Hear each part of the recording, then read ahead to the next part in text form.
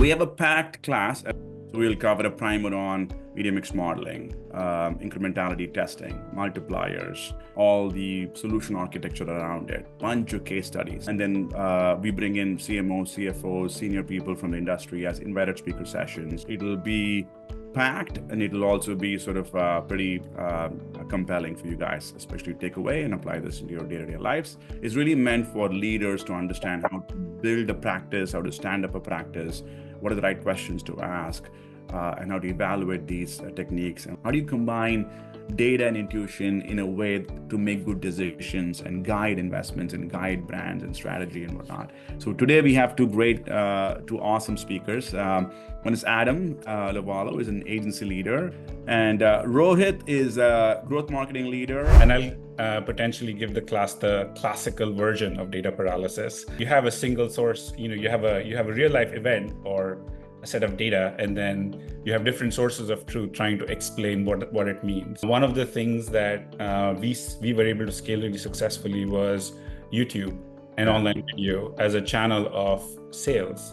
Let me do my way. We're gonna run this lift test. We're gonna turn on view through attribution. We're gonna do X day click. We're gonna exclude whatever. We're gonna change the split of spend between remarketing, retargeting, and prospecting to be like 100% prospecting. Like, we're gonna do it the Adam way for this one thing. Yeah. And then, we'll see what's up. And on occasion, a rare occasion, that would actually go well. They would kind of get bought in, and then everybody be happy. Why marketing mix modeling kind of spiked there in the late 80s and early 90s was when all of the scanner data could now be put in a context that could be very easily used, with most of the numbers coming from Nielsen at that time, right? Which was also very weekly or daily, but clearly the idea of the Nielsen week, and then the Nielsen DMAs, right? So everything could be connected, and that's really where it started. 100%. Coke was kind of on the forefront with help from Nielsen, right?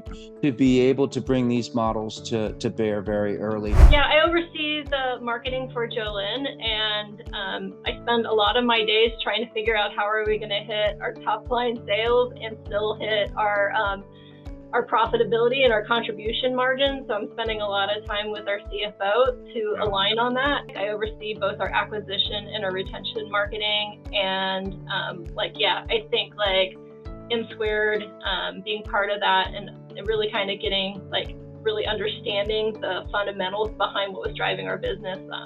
That's been a real game changer for us. So excited to share that with you guys. Thanks for having me, by the way. I appreciate this. And as Jen knows, we've really invested heavily in the data analytics and how that drives our marketing investments here. But when I was looking through the case study, there were some things that definitely spoke to me. One was, at the end of the day, what are all the metrics telling me, right? About the business trajectory and how are my customers behaving? That's what we're trying to get to. So you have all these dashboards, all these metrics, but being able to articulate that succinctly with the message, to me, is of paramount importance. Let's identify if they're gonna care about this.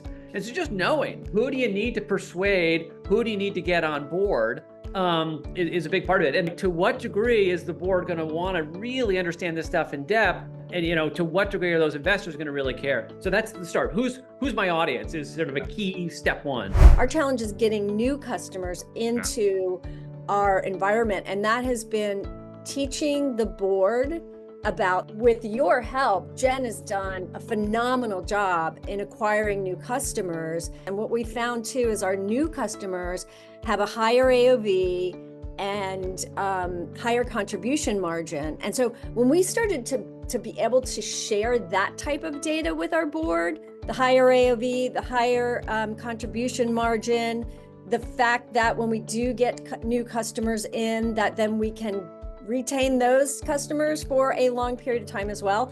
It took a long time for us to convince them and to tell that story. But if I think about the evolution or the journey in attribution of companies, I want to make sure that it's appropriate to run some of those experiments as early as adding those industry multipliers. Boom, we can start running some experiments. We don't really need to wait until we get all the way through MMM to be able to run experiments, do we?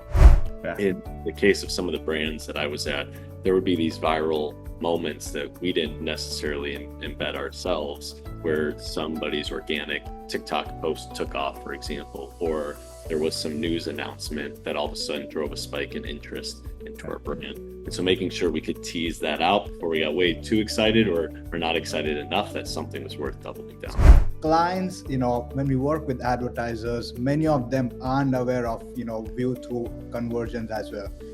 Putting that the story that many people, when they come to a particular platform, they just don't click, right? It could be they view through. That's, from a platform side that makes a story. John, do you have a point of view on I think Facebook's been trying to beef up their incrementality testing capabilities. Do you have a thought on whether that's useful or not? It was fun. All right, this was an engaged class. Thank you so much for all the questions and the engagement.